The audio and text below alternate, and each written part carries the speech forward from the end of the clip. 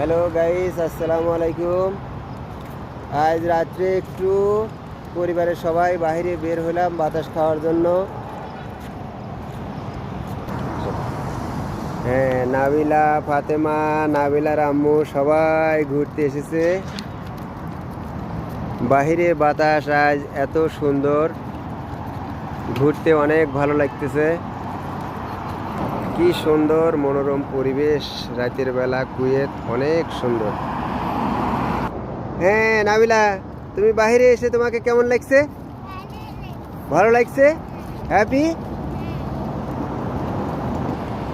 সারাদিন এসির বাতাস রুমে, রাত্রে একটু বের হই প্রকৃতির বাতাস খাওয়ার জন্য।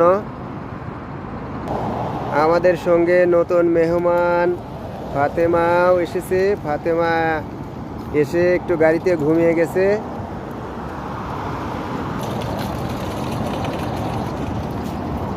ভাই নিয়েছে, সেই সিন হয়েছে। না ম্যাডাম, আমার সাথে শুকা যাও।